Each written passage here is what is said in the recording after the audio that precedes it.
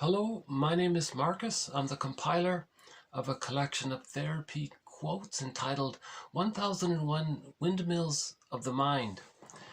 This is a collection of quotes that used to be called philosophical medicine long ago. Nowadays, it's called the psychodynamic or the psychoanalytic perspective. Maybe we can regard these quotes as advanced self-help quotes.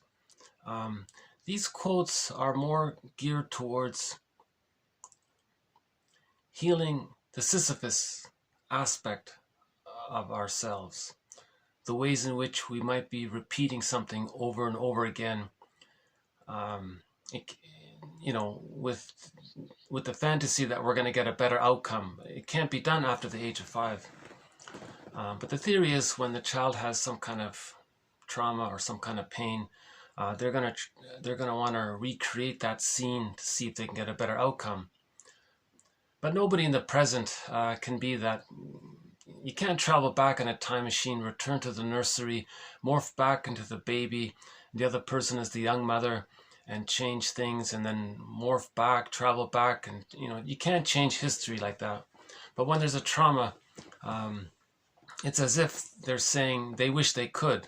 Now that communication of how they wish they could change the past, that's meant to be a communication to work towards mourning, to work towards mourning the loss. See, if we have these, if we're aware of the positive intention, for example, of repetition compulsion, and if we're aware of transference and related defense mechanisms, this helps us to be our own caring witness. So these quotes are helping us to be our own caring witness. Grief is healed when it's witnessed by a caring other. So we are trying to be our own caring other. So we need the knowledge about defense mechanisms and maneuvers of the mind, and how did the person respond to trauma. What maneuvers of the mind did the person use if the childhood was difficult, and still using? A lot of these defense mechanisms that the baby uses, splitting, projective identification, reaction formation, the moral defense, identification with the aggressor, and a few others, these kinds of very early on defense mechanisms, like the child does these gymnastics in his mind. He'll hallucinate if he has to. He'll hallucinate and think that the mother's all good if she's frustrating, so he can have this fantasy bond with the mother. He has to think that he's bonded, even if he's lying to himself. So the child does an array of things in his mind to survive the situation of any kind of developmental trauma or relational trauma or even situational trauma with the mother, right? So that gets them, those maneuvers help him to survive. That's great. He's a genius that way. But like one quote says, if they're still being used after the age of 3 or maybe 5 at the latest, they become barriers to his development, because he's still spinning around using those babyhood mechanisms. It blocks his development. Now, why would a child still be using these mechanisms? Because he's using these mechanisms in the first place because he's not feeling loved. Now, if the child gets the love, he can drop using those mechanisms. But if he doesn't get that love, he's still using it. And if by the age of 5, let's say he still didn't get the love he needed, he's still spinning around using these mechanisms. And he'll only stop if he gets enough love. But he can't get enough love from the young mother after the age of 5, let's say. So then he'll distort the present to see if they can get it from someone else in the environment. But they can't do it. Right? So that's sort of the positive intention of why a person might still be using splitting and identification with the aggressor, the moral defense and reaction formation and magical thinking and narcissism, of course. Narcissism is a refuge. If the person didn't feel loved, he's going to hold on to his grandiose part self. That's meant to be dropped at the age of 15 months or 18 months at the latest, they say. So by the way, that was discussed in the last video. The long one there, the one that's for 2 hours and 29 minutes, discussed some of this. So these quotes are giving us, I think, knowledge, which leads to basic trust. So we're giving ourselves trust. When we give ourselves trust with the knowledge, we feel safe. When we feel safe, okay, now we can face some of the what's going on, and we can be our own caring witness.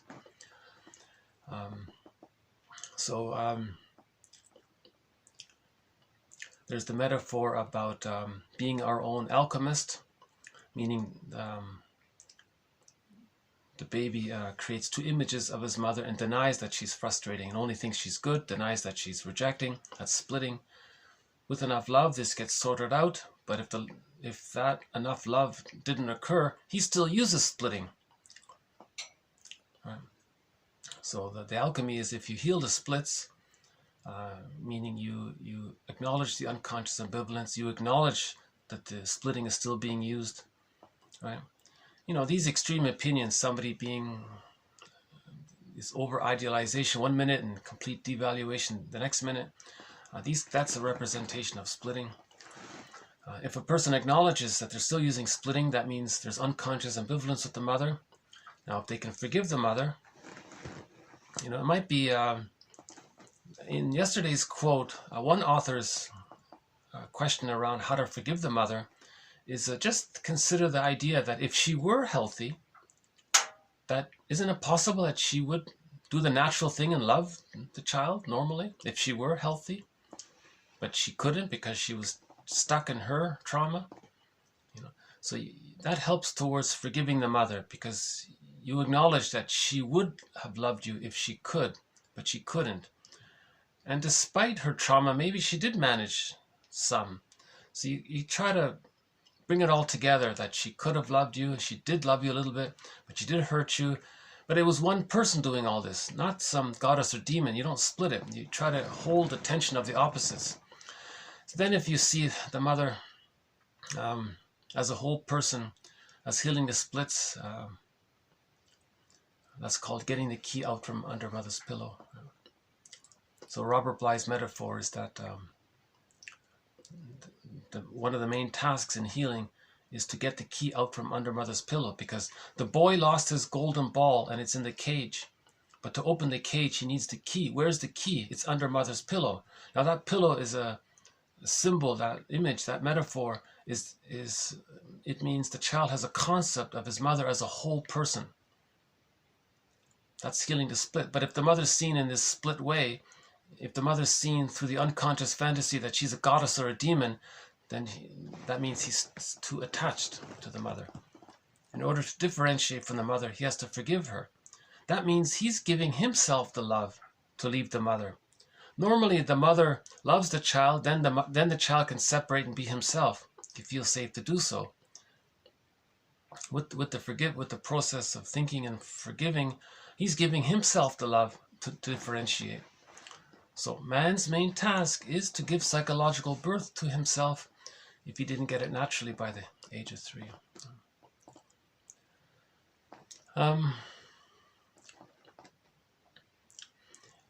We have some other metaphors around what these quotes are all about, right? So we're trying to heal our memories. We're trying to heal the past by, what Lowell says, we're trying to add meaning.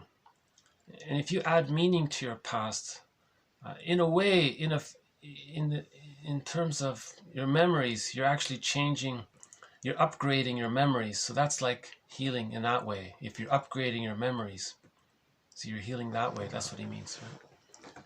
You don't physically, literally change the past, but you can have the effect of changing the past if you heal via being your own caring witness. You upgraded your memories, and then you're free that way, right? So yesterday's quote in that long video, the final quote was, forgiveness is just another word for emotional freedom. Right? That's, I think, one of my better videos. I recommend that one, that long one there.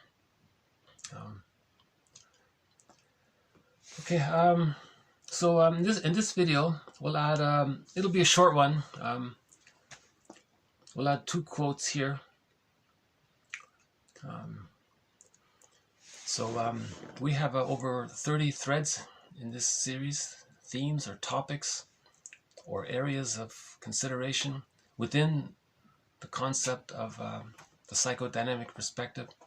So we have a thread on the psychodynamics of prejudice, the psychodynamics of religion, the psychodynamics of emotional eating.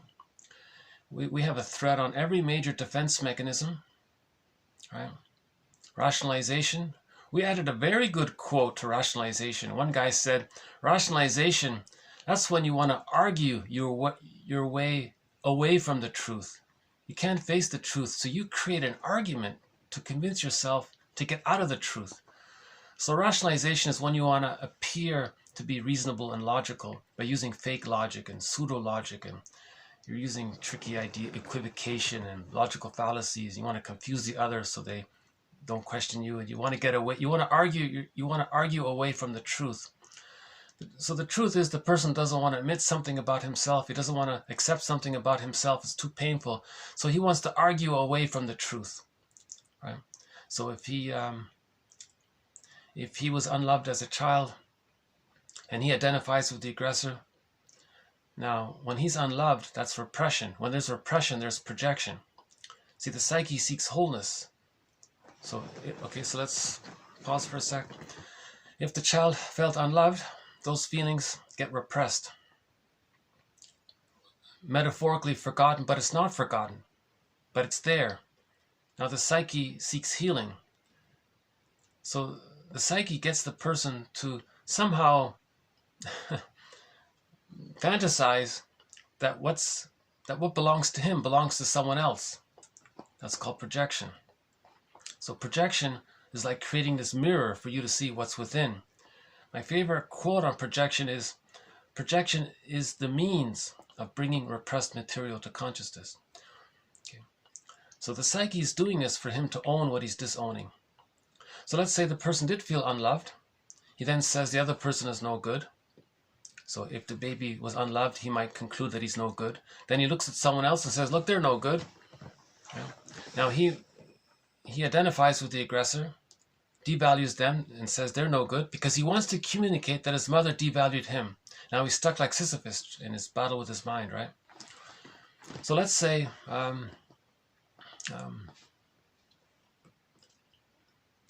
right? So let's say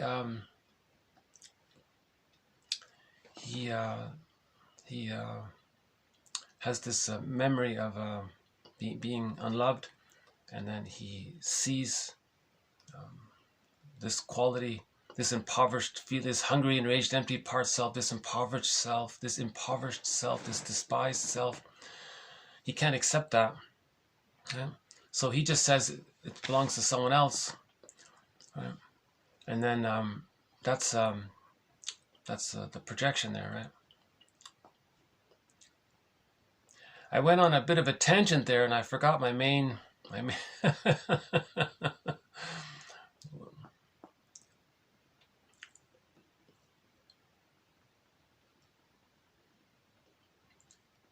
Well, this is part of the psychodynamics of prejudice, by the way. So what happens is that if you don't want to admit, oh yeah, rationalizations. We were talking about rationalization. So then you say the other person is no good. Now the projector identified with the aggressor. Now from the baby's point of view, the aggressor is good. The baby must manufacture the false belief that the mother's good even if she's not. Now he adopts that false belief for himself. Then he thinks he's okay and others are not okay. Now when the person says others are not okay, he's repeating his mother's opinion of him now seen outward. So he then says, I'm okay, others are not okay. Meaning he's mimicking his mother's opinion that the baby thought that she was okay and he wasn't okay. He identifies with her and says that he's okay because the theory is if the child is unloved, his ego gets submerged. There's a vacuum there. The mother's ego sort of fills in that gap, and he adopts his mother's ego for his own ego. So he thinks, so that's identification with the aggressor. So he adopted his mother's mind to be his own mind. Now his mother's mind devalued him. That's too painful, right? Now he wants to communicate to his mother this situation. So how does he communicate to his mother that he was unloved by her? Well, he devalues someone else to say to his mother in the mind, look, mother in the mind, see how I just devalued someone else? Well, that's what you did to me. He's trying to differentiate from his mother. If the child identifies with the aggressor, he's caught in the tar pit of a negative symbiosis with the mother. And he even is her half the time, or most of the time. Right? And he can flip back and forth. He can identify with the aggressor. He can sometimes identify with his unloved self, project the rejecting mother onto another and say how bad they are. You see? So he can do it both ways. So those are two ways prejudice can take place. He sees, see, the fusion is still there. His self-concept is split. His true self was despised, humiliated, shamed. It's the hungry, enraged, empty part self. Now his grandiose part self, because of biology, is still there. He thinks it's all about him. Right? That dissipates at the age of 15 months, but he's traumatized prior to 15 months. So he still takes refuge in the grandiose self. So he holds on, he takes refuge. Again, that last video, he takes refuge in the grandiose part self. He holds on to that. Now, he's fused with the omnipotent other, who he thinks is so grand and great. And he can flip back and forth, thinking that he's either so grand or so special, or both at the same time, or he can choose one or the other. Right? So if he chooses that, okay, now, meanwhile, that part self that's unloved, it's going to be seen outward, right? So if he identifies with the aggressor, right, he's going to devalue the other to communicate to his mother in his mind that he didn't like it, that she devalued him when he was a child. Now, that preserves the repression, that preserves the loyalty to the mother in the mind. Why does the child preserve the loyalty to the mother in the mind if she's so rejecting and frightening? Because, as Fairbairn says, the more rejecting the mother is, the more the baby needs the mother, the more he clings to her. He even becomes just like her, waiting and hoping to get her love so that he can leave her. So he's loyal to her, meaning he's waiting for her love, but he's not going to get it, and he's stuck there waiting. There's the fixation. He's stuck, right? Fixation. He's stuck there waiting for mother's love. So his loyalty is, he's stuck waiting for his mother's love that he's not going to get. That's why he's fixed. He's frozen there. He's stuck there. Right? So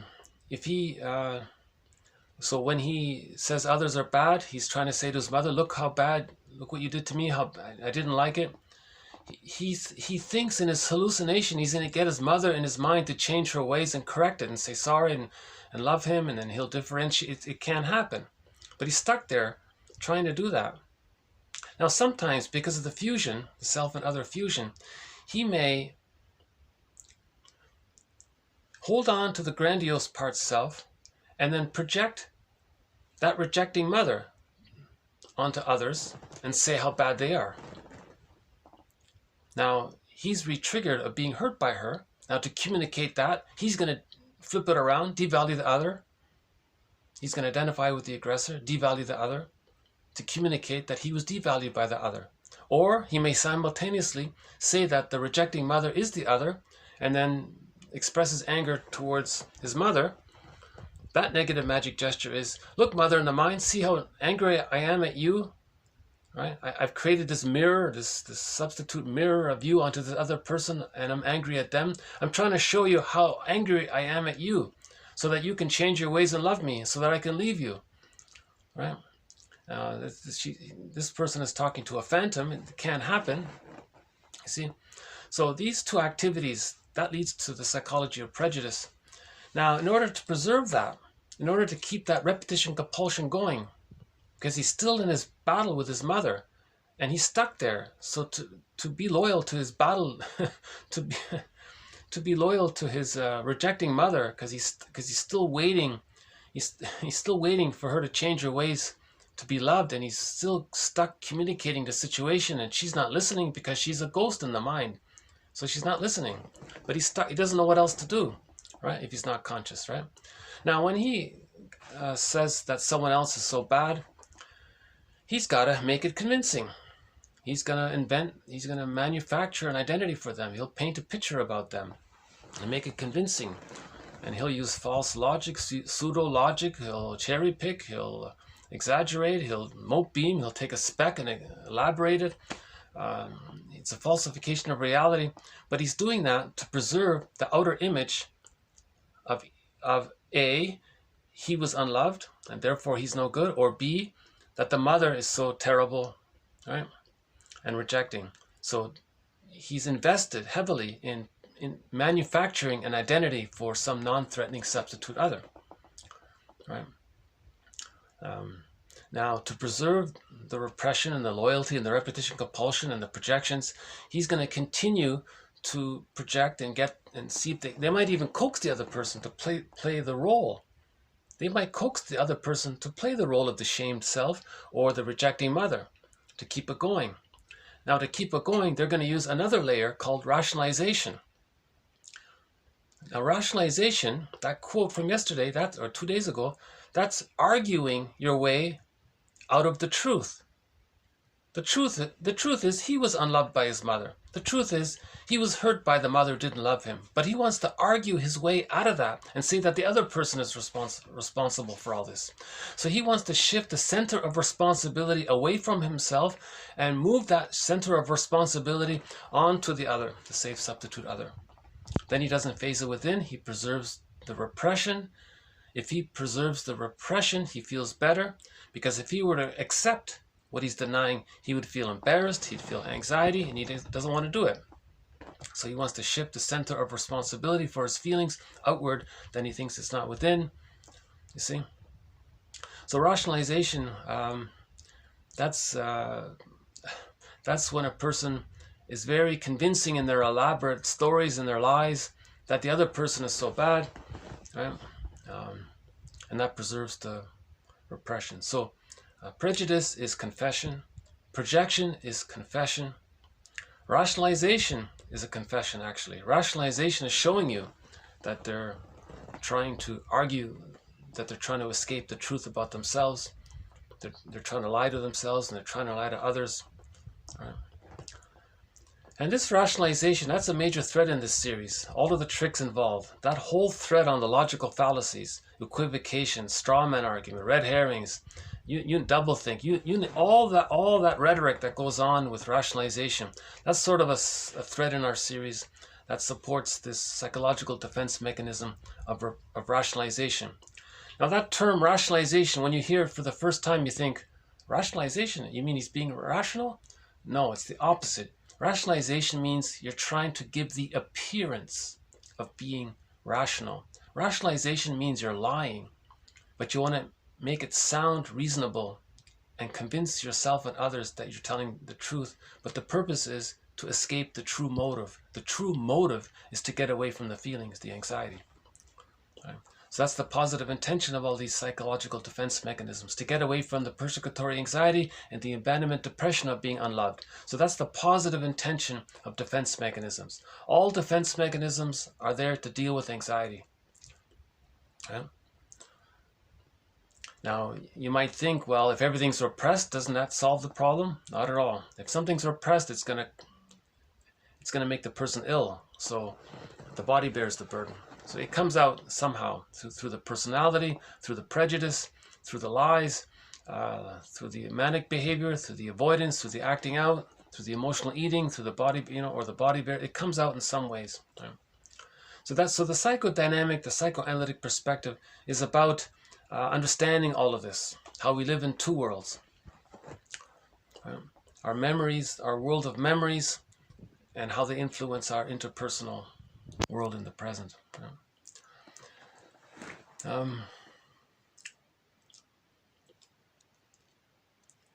These ideas, sort of briefly touched on just now, about transference and projection and projective identification, they have all been explained throughout the series more clearly.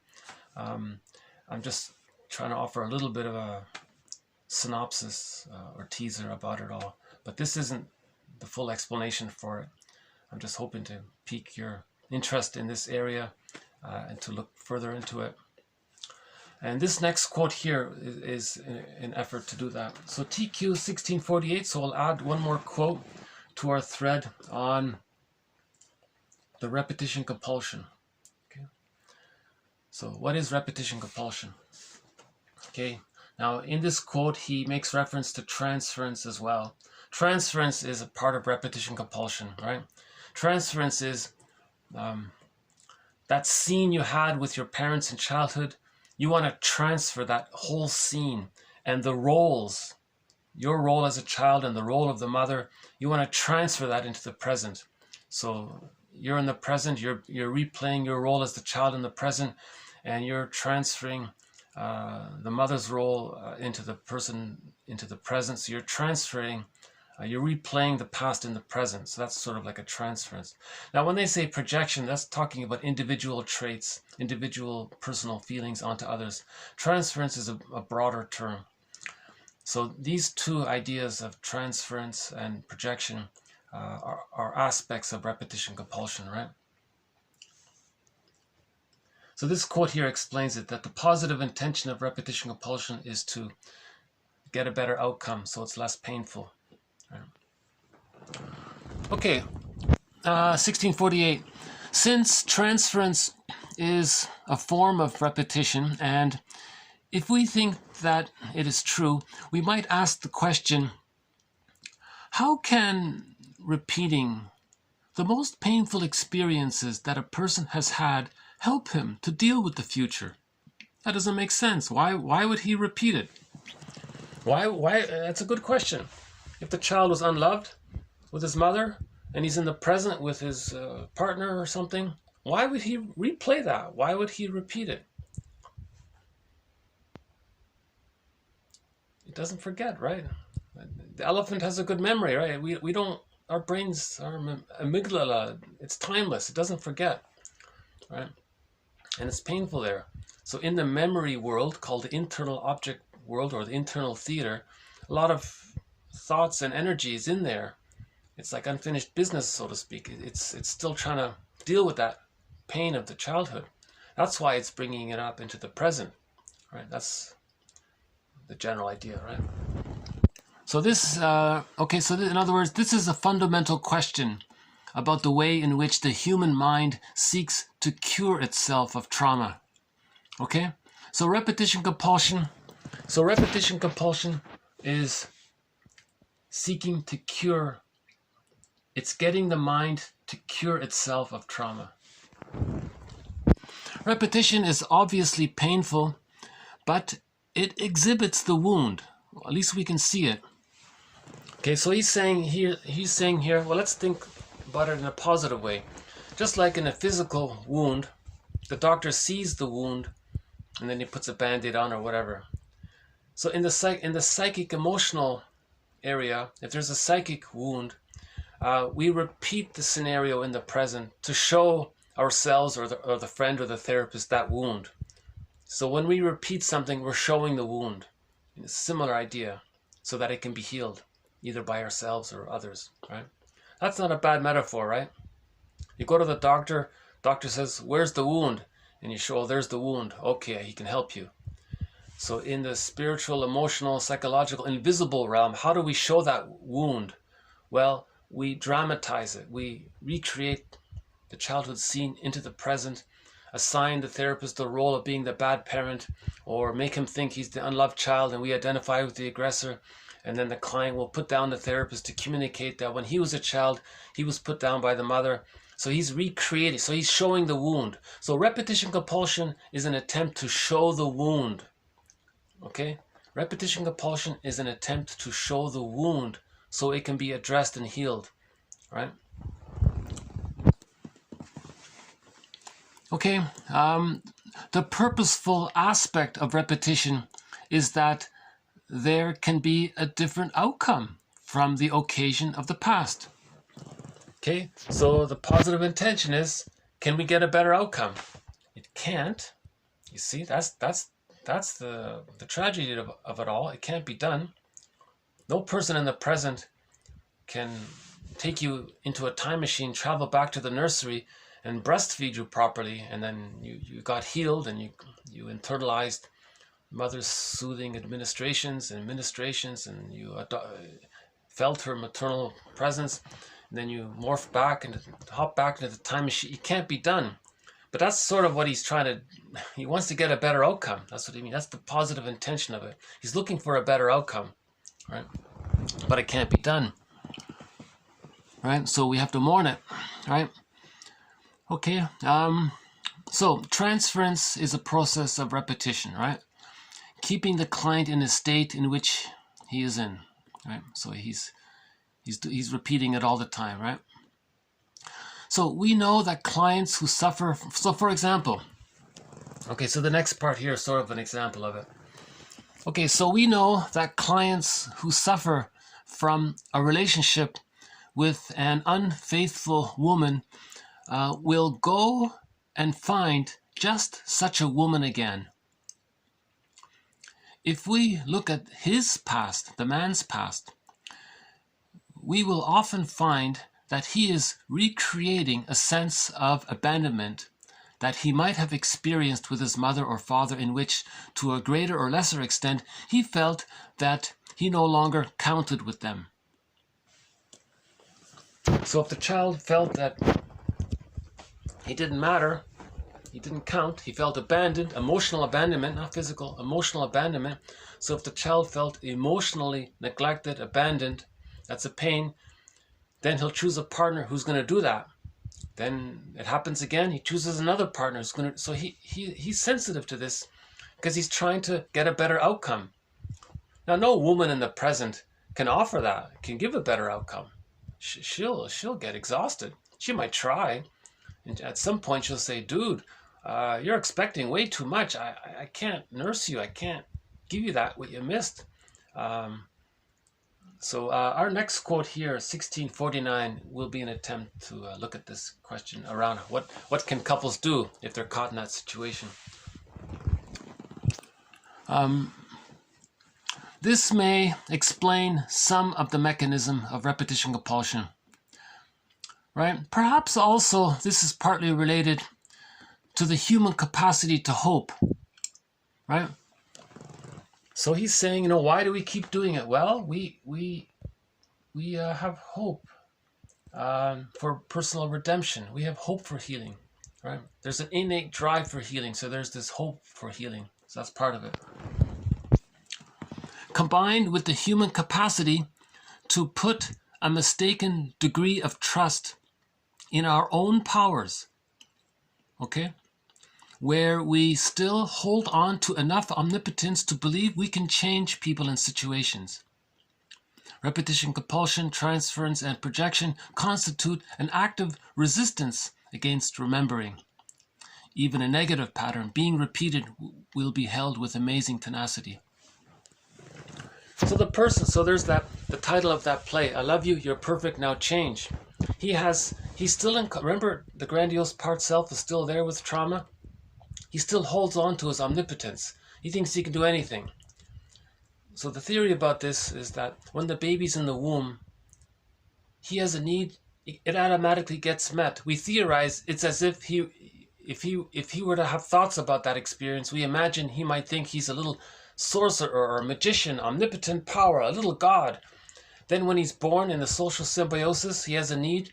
The mother's attuned, the mother's an extension of him, he thinks, just like the womb environment was there for him. The breast mother is there for him. He thinks he has a need, it just gets met. And if he shakes his rattle, the mother responds, and if he moves around, the mother changes his diaper or whatever, or gives him a blanket, whatever he needs, the mother is there for him. So he thinks he's pretty powerful. He's like omnipotence is still there. Now, if the trauma takes place before the age of 15 months, he still holds on to that omnipotence. He still thinks he has he's invincible, all these powers. And in that sitcom, Bewitched, the woman twitches her nose and she can make things happen. I think that's sort of a reference to that. Yeah? So the child, it's called omnipotence of thought, omnipotence of gesture. The child still has these two, right? With the grandiose part self. So maybe in the repetition compulsion, he may think he can get the partner to change. I can change this person. Yeah, I'm skillful. I can do it. can't. You can't change the past. You can mourn the past, but you can't change the past. But his omnipotence, he thinks he's a god. Yes, I can change it. I love you. You're perfect. I'm going to make you. It can't be done, right? So there's an added element to this idea around repetition compulsion. So let's say two people get together and they're both replaying their childhood painful scenario into the present, and the other partner's doing the same thing, and they're caught in this sort of power struggle. You changed, no, you changed, no, you're wrong, no, you're wrong. You know, so what can they do? So I thought I'd go to a self-help book in this area. 90, I would say 95% of this collection of these quotes are from the psychoanalytic perspective, but I do have a sort of thread from self-help authors. So I'm going to add one little set of quotes from one self-help author. I think it's helpful, worth including. So let's say two people are in a dysfunctional relationship. Bergler says, you can heal. That's an opportunity to heal. The partner's your mirror. We have the self-help slogan from the men's movement, every man is my brother, every man is my mirror. Or is it the other way around? Every man is my mirror, every man is my brother. I forgot how it goes.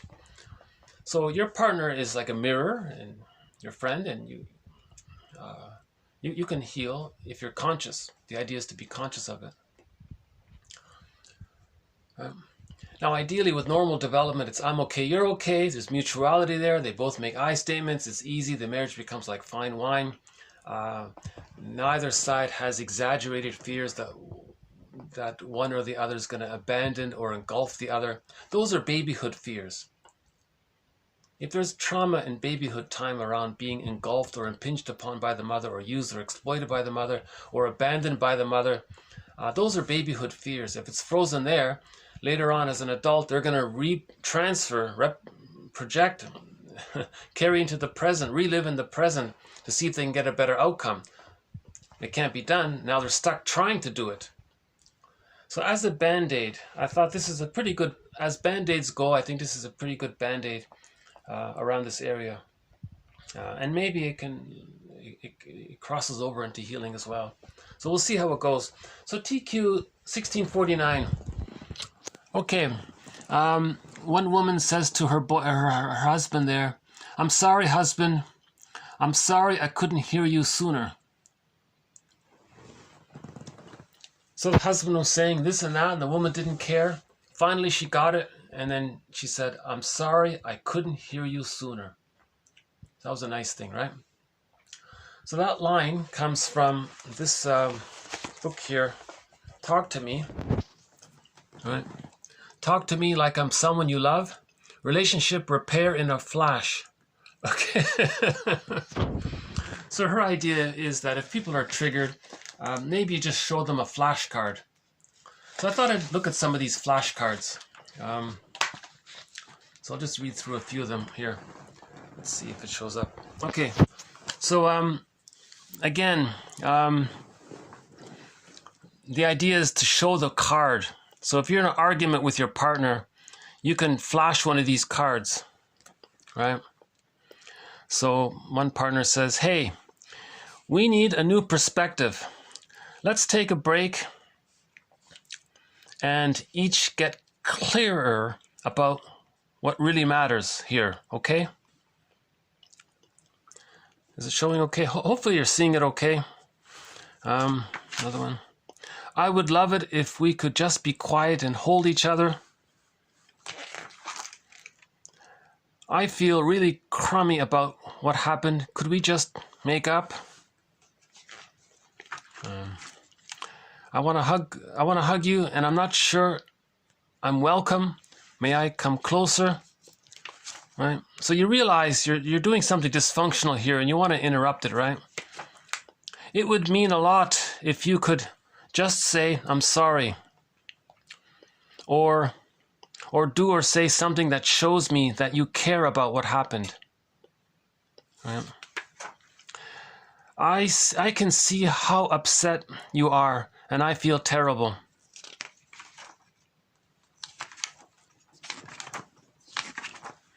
treasure you. I love you. I hate fighting. Can't we just hug? I know I sounded like a maniac, but my love for you is still there. I love you and can't stand seeing you so unhappy. You are precious and you deserve to be happy. You are precious and you deserve to be treated that way, right? Look, I'm not your ex-wife who left you in the past. I am your current wife who isn't going anywhere without you. Or with the husband. Look, I am not your father who left you in the past. I am your husband who isn't going anywhere without you. Okay, so you fill in the blank there, right? I'm not your ex-boyfriend who hurt you in the past. I am your current boyfriend who loves you now. I'm not your ex-boyfriend who hurt you in the past. I am your current boyfriend who loves you now. You see, this is why I include these quotes here. Some of these quotes acknowledge transference. See, she's directly calling out the transference, right? I'm not your past boyfriend who hurt you. I'm your current boyfriend who loves you now. There's a difference. See, in trauma, it's timeless. You think the past, you think the present is the past. The unconscious is timeless, so he's helping in that area, right? You don't have to be miserable to get me to take you seriously. Talk to me like I'm a friend who wants to do right by you. I love you, and despite how it looks, I don't want our relationship to be a fight. Right now, I'd do anything for you to know how much I love you.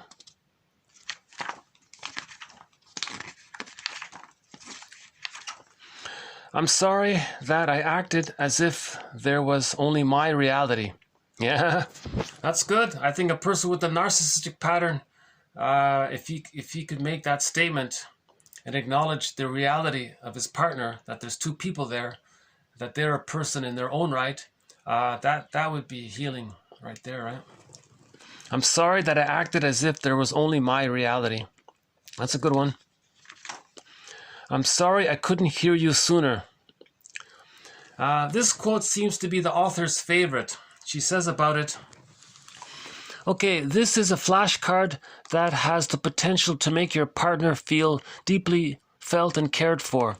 It expresses so much more than just regret for putting them through hell before, quote, getting what they were saying. With very few words, this flashcard tells your partner, I'm sorry I forced you to live in this world 1 minute more than you had to, feeling you weren't making sense to someone who matters so much to you. Okay? In other words, I'm sorry I couldn't hear you sooner, right? It acknowledges how painful it must have been for them all that time they were trying to get through to you, and how they must have begun to doubt it. It acknowledges how painful it must have been for them all that time they were trying to get through to you, and how they must have begun to doubt it would ever happen. Right? I'm sorry I forced you to live in this world 1 minute more than you had to, feeling you weren't making sense. Okay? To someone who matters to you so much. Right? So she's saying you make sense, in other words, right? So this is another way of saying I hear you, you make sense. I'm sorry I couldn't hear you sooner. So yeah, it is a good one, right? Okay, let's try a couple of others. You have no idea how much I regret the direction I took in this. You have no idea how much I regret the direction I took in this. I'm really sorry. Okay, so she got triggered and she caught herself, right? Okay. I'm sorry I made such a big deal out of something so unimportant. Even though I've been arguing my position like a crazy person, I now see where your point of view makes sense. Please, can you forgive me? I feel embarrassed about how I spoke to you. I'm sorry that I've been acting as if everything's all your fault. Okay, that's the projection, right? Everything's all your fault. So there's a good example of projection, right? I'm sorry that I've been acting as if everything's all your fault, right?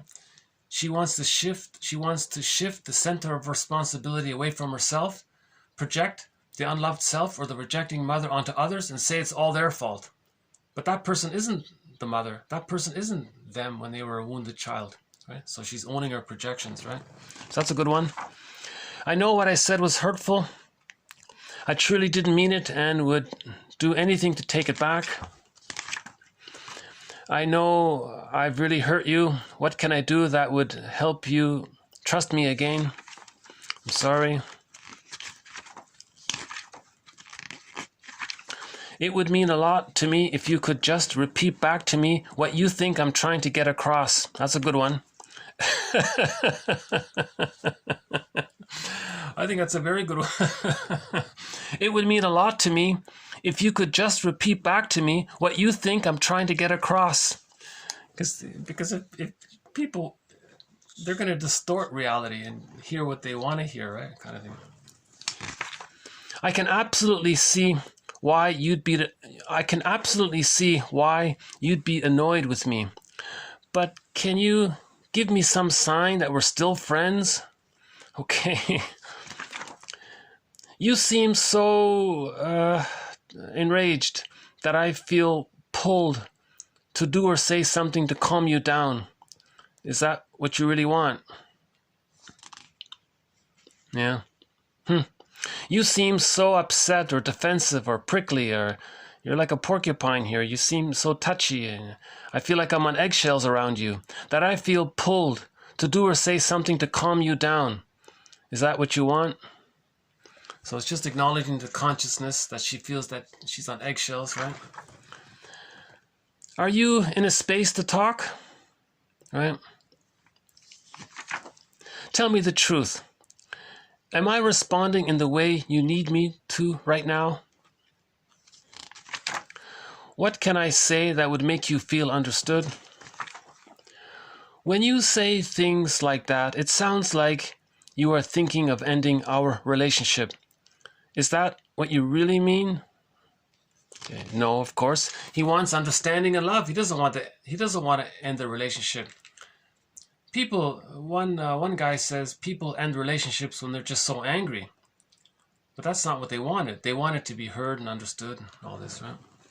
They wanted empathy. They wanted a caring witness. Grief is healed when it's witnessed by a caring other. Now, when you treat me like this, when you treat me this way, it feels like you don't respect me. Is that true? Good one, okay. It feels like I can do no right by you. Your behavior was threatening to me. I'm trying to tell you about it, not to make you feel bad, but so I can feel safe with you again. Okay, not bad. Your behavior embarrassed me. I'm trying to tell you, not to make you feel bad, but so I can feel close to you again. See, you're talking about positive intentions, right? You see, your behavior, okay, troubled me. I'm trying to tell you this, not to make you feel bad, but I want to feel close to you again. Okay? So she's expressing her need in the moment. She has a need for closeness, so she's expressing her need. So she's making an I statement. So I think these flashcards are, in effect, they're all I statements. A lot of them are I statements, right? You are taking up so much space right now. It feels like there's no room for me. When you are so intense, it's hard to take in what might be valid about what you're saying, right? So calm down, right? when you are so intense, it's hard, right? We have that self-help quote. How you're speaking and what you're saying, it's so distracting. I can't hear what you're saying, that kind of thing. Or who you are speaks so loud. Who you are speaks so loudly. I can't hear what you're saying. Similar idea, right? When you are so intense, it's hard to take in what might be valid about what you're saying. So what he's saying might be valid, but she can't consider it if he's so dramatic and she's distracted by his emotions, and so she can't think clearly and consider that maybe he's right. right? You didn't do anything wrong. I know it's my own craziness. Trust me to get through it. Okay? So maybe she's just in the process and brainstorming ideas, and the partner says, are you saying I did something wrong? No, I'm just brainstorming here. Just wait. Trust me to get through it, right? Something like that. You don't have to agree with me, but it hurts when you don't take me seriously. Yeah, that's a good one. I can imagine this being a very common one, right? You don't have to agree with me. That's okay. But it hurts when you don't take me seriously. Yeah, that's a good one. 57, okay. I beg you to hear this as me truly wanting you to register my feelings, not as an attack on you. Okay, another good one. I think that's a good one. I beg you to hear this as me truly wanting you to register my feelings. Okay, acknowledge empathy, not as an attack on you. See, if the partner has a narcissistic pattern, they think everything they hear is an attack on them because their mother was so rejecting, right? So she's countering this. She says, look, narcissistic wife or husband, I'm not attacking you. I'm not your mother who attacked you. I'm your girlfriend or boy, right? Who cares about you now? What I'm saying is not an attack. You're projecting your mother onto me. I'm not your mother attacking you. I just want you to acknowledge my feelings. Can you do that? We're in the present. We're not in the past. A person with a narcissistic pattern is living constantly in the nursery, emotionally, right? I'm in knots.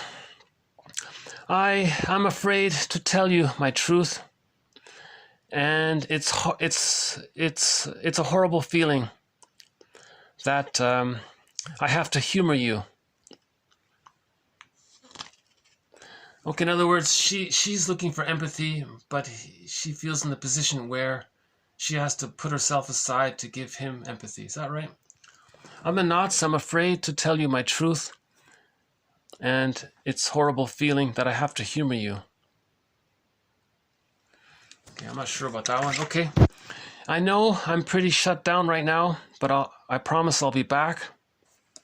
That might be good for the schizoid pattern. If he's very detached, he can say, yeah, I'm feeling detached right now. I'm being triggered of you engulfing me, but I know that's temporary. I'll be back.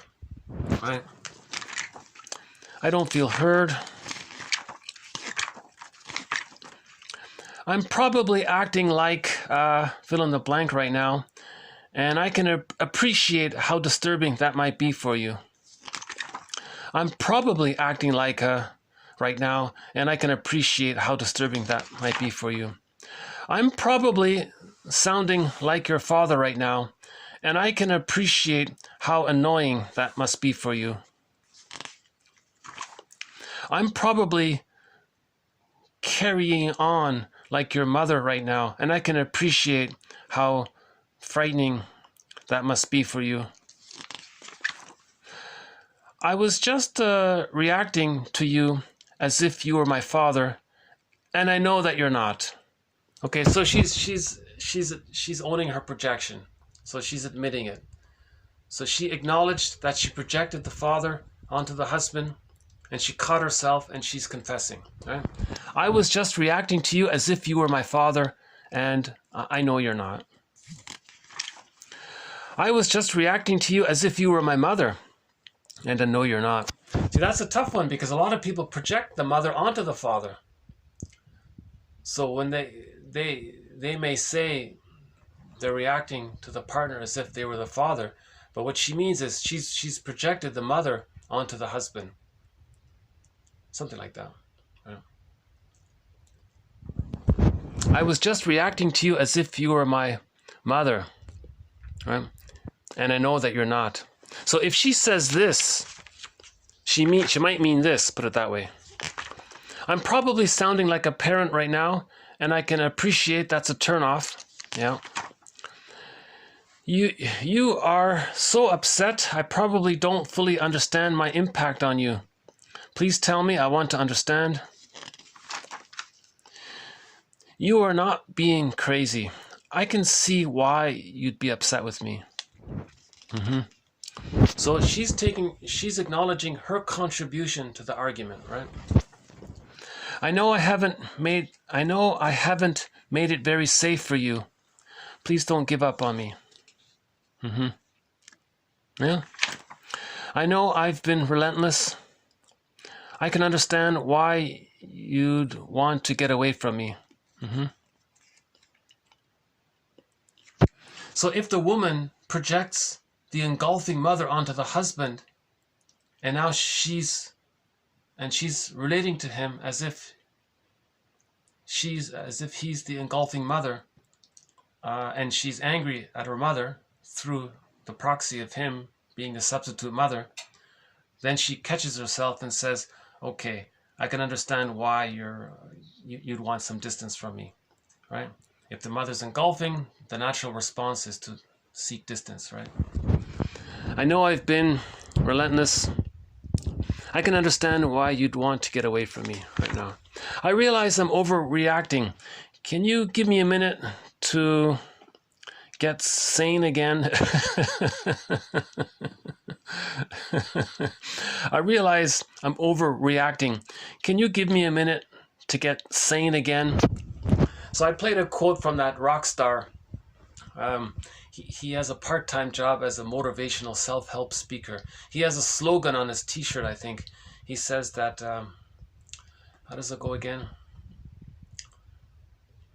Emotional upset is distorts your thinking. Oh, I forgot how it goes. He says something, when you're upset you can't think. Something like that. I'll have to look that up again. Okay, I can see that my anger has been destructive and that I've really hurt you. Okay? Yeah? So that's an apology. Okay? I can see that I've missed the point. Please give me another chance. I feel like a total and complete idiot. Okay? I know I'm supposed to know how to do this, but honestly, I have no idea. Do you hate me? I'm afraid that if I say I'm sorry, you'll make everything my fault. Right? Yeah, that might be common, right? So they're afraid of triggering the critical parent, right? It's hard admitting I might be wrong. Okay. See, the person with the narcissistic pattern, they think they're little gods. They're always right. They're grandiose self. They're omnipotent. They're a magician. They think everything's about them. So it's hard for them to admit they're wrong. For them to admit they're wrong, that means they're beginning to lose the gratification of their neurotic narcissism, right? I'm starting to disappear. It feels like there's no space for me. It's frightening to me that we see things so differently. I'm embarrassed to say that I don't remember. I'm embarrassed to say that I don't even remember what I'm arguing with you about.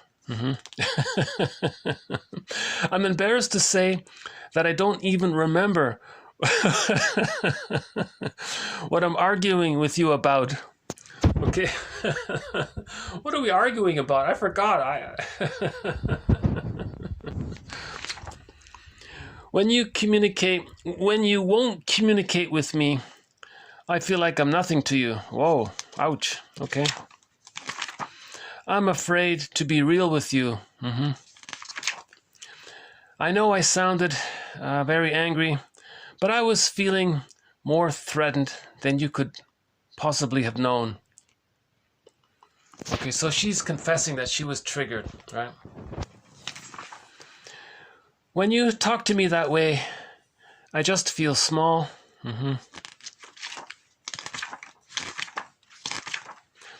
I want us to stop what we're doing to each other, both of us now. Okay? I'm already feeling awful. Do you really think I haven't heard you? All I'm feeling right now is your, quote, position. I need you to come back so I can relate to you. not your position. Okay. All I'm feeling right now is your rationalization, your justification, okay, your pseudo-argument. I need you to come back so that I can relate to you as a person and not get caught up in your red herring. Okay, let's forget about the red herring. Let's just talk person to person here. What do you feel and need now, right? Make an I statement. In other words, this would be a good time to say, let's make an I statement. And then you make an I statement. So we have a thread in the series on Marshall Rosenberg's rendition of the I statement called OFNR. It's an acronym, OFNR, observation, feelings, needs, request. The observation is the trigger in the present. The feelings and needs refer to the past of what you needed. And if you didn't get that need, you felt something. If you got that need, you felt something. So there's a link between feelings and needs. So that's in the past. Then you come back into the present and make a request. All right, so that's called an I statement. So this one here might be, a good response to this might be, well, let's make an I statement, right? Well, when you said this, that's the trigger. It reminded me of when I was a child. I had a need for safety. It didn't get met. This happened, and I felt scared. Now, what you said triggered all that. And do you hear me? Oh, you're saying that what I said triggered a memory from your past. And what you said, you had this need for safety and you felt scared by all that. And some of this is coming up now. Is that right? Yes, you heard me. So you can make an I statement from something like this, right? All I'm feeling right now is your position. Okay? Your excuse. I need you to come back and make an I statement. What you are saying is worth listening to, but I am totally flooded with emotion, disassociated. I can't take in one more thing. I wish I could, but I can't. Okay, so this flooded, you're overwhelmed. She's disassociated. She's daydreaming. She can't listen to it, right? I know you're feeling nagged, but please stay. When you walk away from me, I feel discarded. Oh, yeah. That's a common one, isn't it? Right? I think that's a common one, isn't it? I know you're feeling nagged, but please stay. When you walk away from me, I feel discarded, right? Abandoned. You're triggered the abandonment, right? Right now, I don't need a lecture. I need your love. Talk to me like I'm someone you love.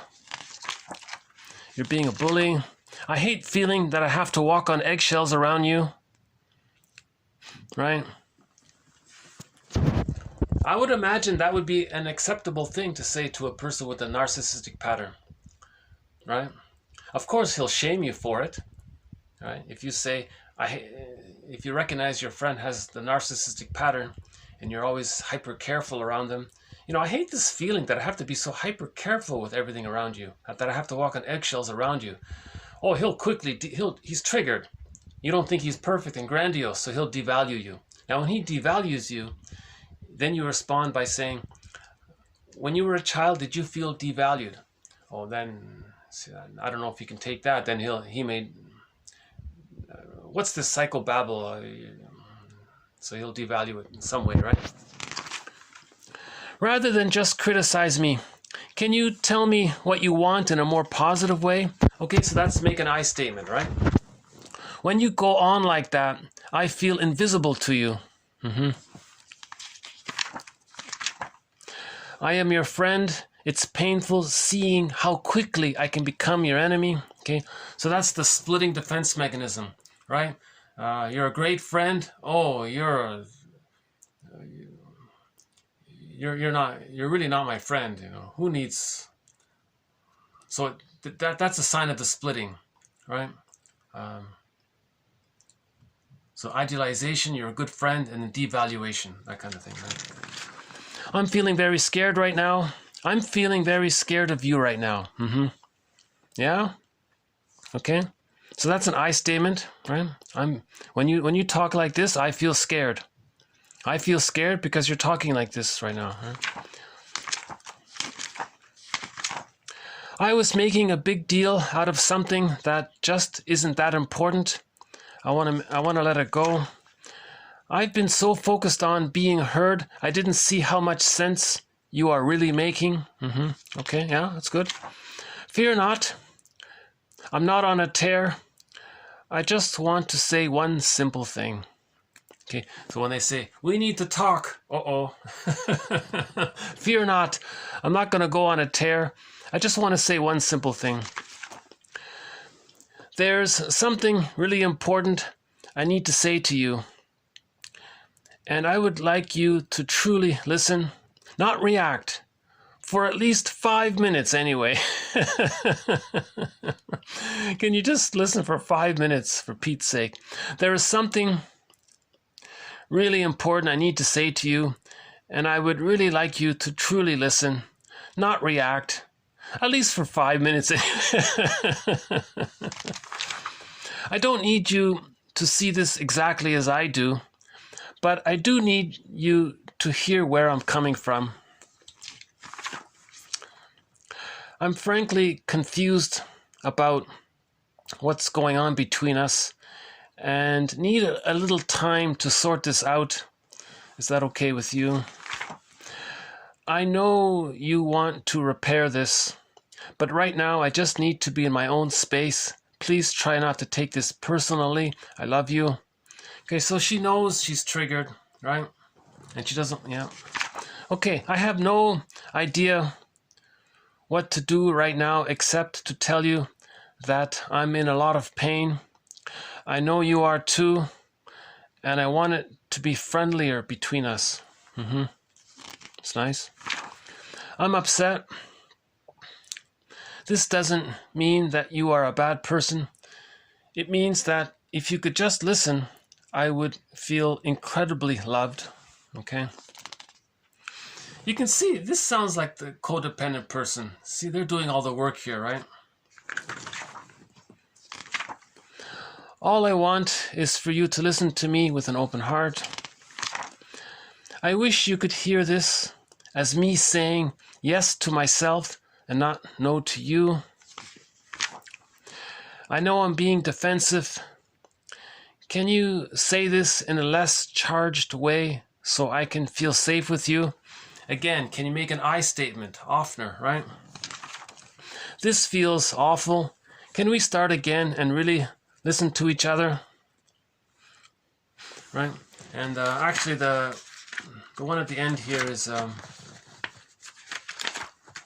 So the conclusion was, I forgive you. Okay, it never happened. I forgive you. So, okay, talk to me like I'm someone you love. Make an I statement, right? You see, talk to me like I'm someone you love. That's making an I statement. When you make an I statement, that's giving your feelings human form. If you're triggered to the mammalian brain, to the amygdala, the old brain, that's, you see, that's the old brain, you see. That's not, the metaphor is that's not the human form. That's the rage of the infant. That's like the, right? So the infant feels rage. They don't care. They're very angry. They're not, right? So if you recognize you're triggered, you make an I statement, that's giving it human form. And we had a quote from Marie-Louise von Franz about a week ago. When you make an I statement, that's giving human form. You're giving human form. In the fairy tale, the person made a shirt. The shirt is the form of a human. So you want to make your sentence in the form of a human. So she was given a shirt. Right? That was the metaphor of saying, you can express yourself. That's giving human form through an I statement. Right? Rather than just being triggered to the infantile rage and it's so extreme like that and you think it's all about survival. You're not the baby fearing for your life that mother's going to abandon you in the crib and you're going to parent. You don't have to have that kind of extreme reference to the amygdala being terrified of all this. Like that's, you're older now, so now we have cognitive, we have words. So put words to your feelings, make an I statement. When this happened, I felt this. Or when this happened, I was reminded of this in the past. And what happened in the past was I had this need and it didn't get met and I felt this. And this is now coming up for me. Okay, now in the present, can you tell me what you're hearing me say? That was one of the quotes here. I like that one there. can you tell me what you're hearing me say? Let's see, can we find that one? Is it in here somewhere?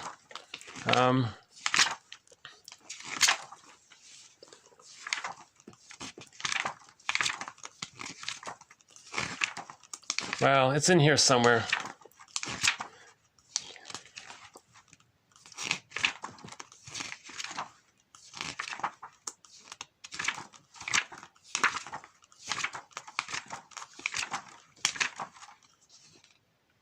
Yeah, it would mean a lot to me if you could just repeat back to me what you think I'm trying to get across. Okay, so that would be the R. Okay, in the Offner, O-F-N-R, the I statement. Observation, that's in the present. This was the trigger. Observation means trigger. Okay, then you talk about the past. So you zoom back to the past, in your memories, what happened as a child. You had a need, you didn't get met, and you felt scared, right? So you convey that. Now you zoom into the present and you make a request. So this could be the request. It would mean a lot to me if you could just repeat back to me what you think I'm trying to get across. Okay? So the request is I want to make sure what I'm saying is getting across so that I know that I'm being clear that I've done it. Can you replay back to me what you think I've just because a lot of times people are triggered by another person's I statement. When a person makes an I statement, the other person ideally wouldn't be triggered, right? So the test of a true, genuine I statement is that the other person's not going to be triggered. But some people are so hypersensitive, they'll even be triggered then. Then you want to make sure that they're not triggered. And if they are, then they can make an I statement. So this would be Marshall Rosenberg uses this particular one for the request a lot. So since this book is called Talk to Me, okay, I thought I'd play the song Talk to Me by April Wine. So here's a pretty good pop song. Underappreciated rock song. I think it's pretty good. So here's Talk to Me.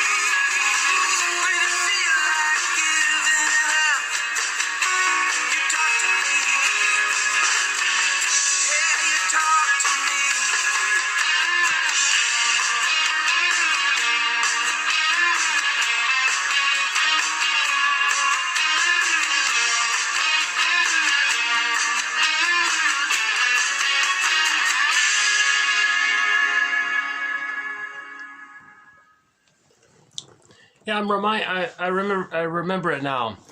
The rock star who ended up who has a part-time job as a self-help motivational speaker. His slogan is emotional upset leads to intellectual impairment. Emotional upset leads to intellectual impairment. So in a relationship, if people are upset, they're not thinking clearly. So then, that's the idea of this book. Then you would flash a card. You know, you would pick a card and flash it to your partner because you're intellectually impaired. Emotional upset leads to intellectual impairment. Then you would flash. Then you would flash. You would flash one of your cards. You'd pick one and then flash it to your partner, right? By the way, each one of these flashcards, there's a whole page of commentary for each one, right? But and I think there's a deck version of this book. And I'm also reminded that self-help, that rock star who has that slogan, emotional upset leads to intellectual impairment. Interestingly enough, he was a member of this band you just heard, Talk to Me. And I recently found out that so Carl Dixon is the guy who said emotional upset leads to intellectual impairment. Now, he is playing with April Wine, performing that song, Talk to Me. So it'll just take me a minute here. Hold on a sec. Okay, hold on a sec. So let's now the live version isn't very clear. But anyways, it's interesting that he's singing in the background. I think he's doing the background vocals of Talk to Me. So Talk to Me is by April Wine. The lead singer is Miles Goodwin. So Miles Goodwin and Carl Dixon are together performing Talk to Me. So hold on a sec. The audio is very limited, but let's see if we can find it here. You know, it's slow today. Yeah, I'm in the countryside, so sometimes it's pretty.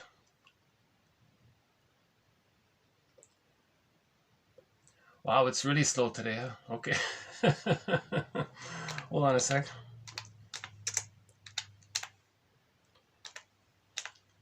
Okay.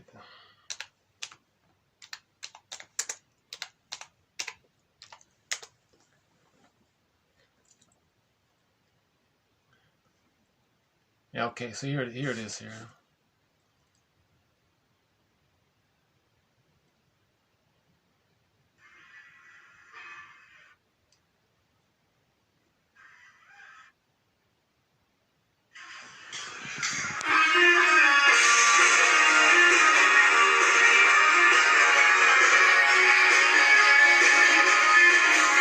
Yeah, so Carl Dixon, the lead singer of the band Coney Hatch, we played a couple of his songs from the band Coney Hatch. He's there on the keyboards, and the lead singer of April Wine is Miles Goodwin.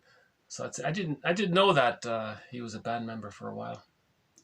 So let's backtrack here. So this is Talk to Me. This is the only live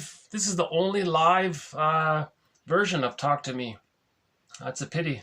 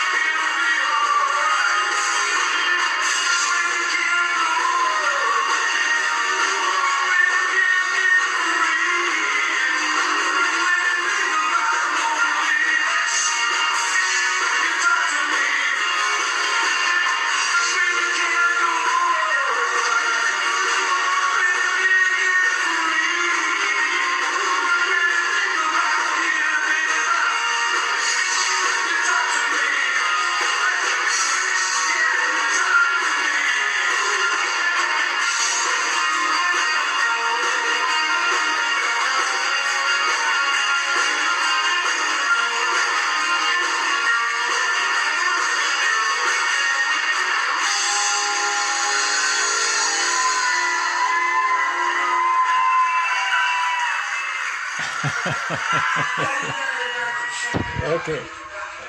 Thank you very much. Okay. So that's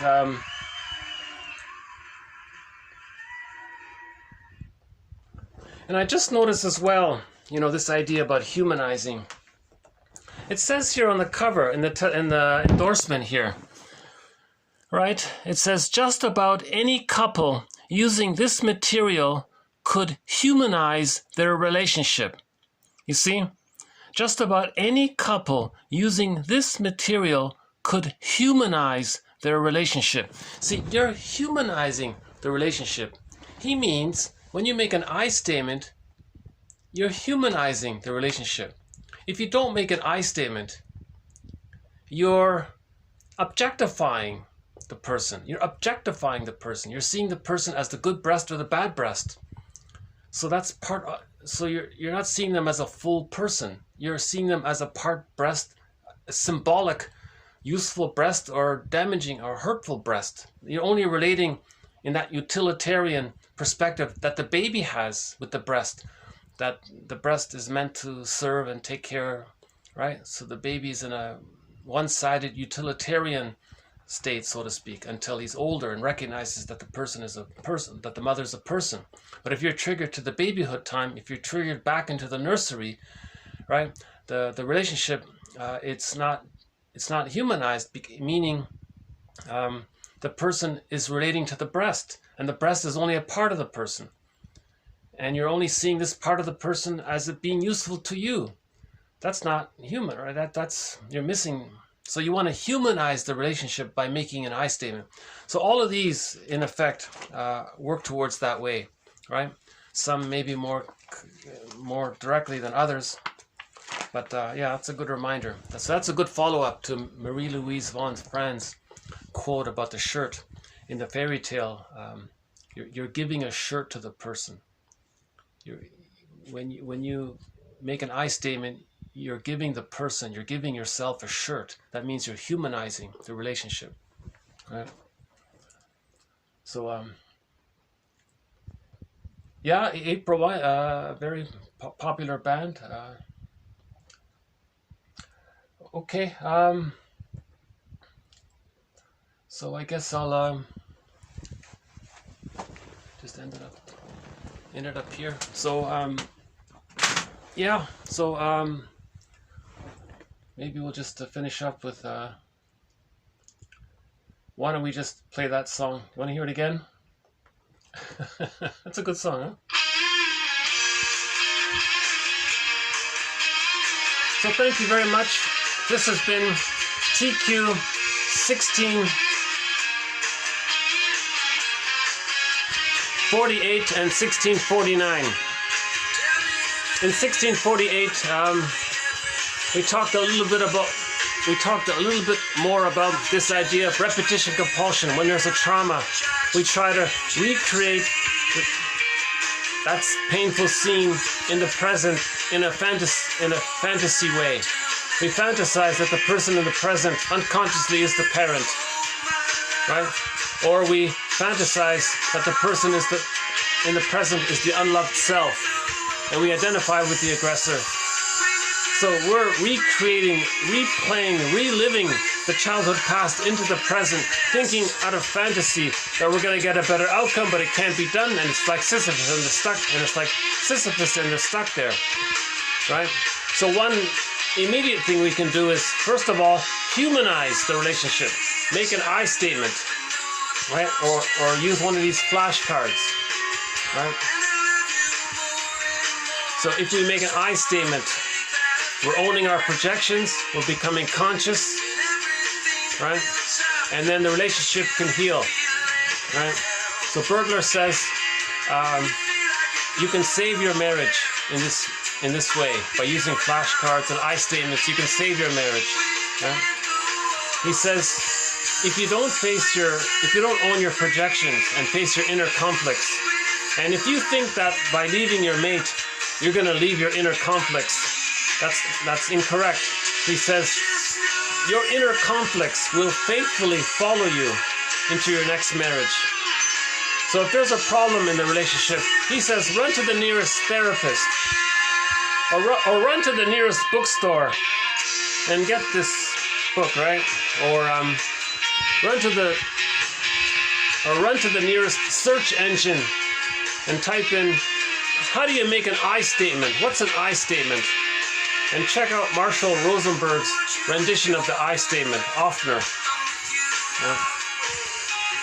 And it can become conscious couples, conscious relating. If the two are conscious, they're great. They're in great shape. Their relationships can heal. And instead of the relationship becoming sour milk, it can become like fine wine.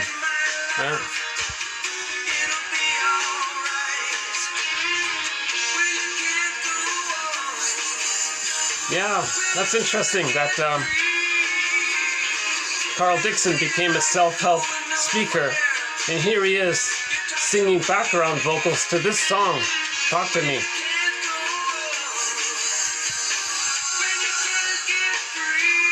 I find it very encouraging when musicians are trying to help the audience, you know.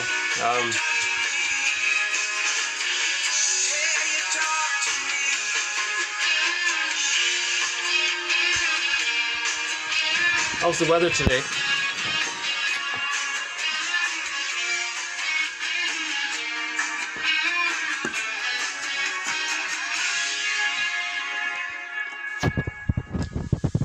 Okay, so we'll be adding more quotes to our different threads. So we'll add more quotes on our thread on repetition compulsion. We'll add more quotes to our thread on self-help material that's sort of interwoven into the psychoanalytic perspective. And we'll be adding quotes to our other threads as well. Okay, so thanks very much, and I'll pause it here for now for today. Okay, thanks again.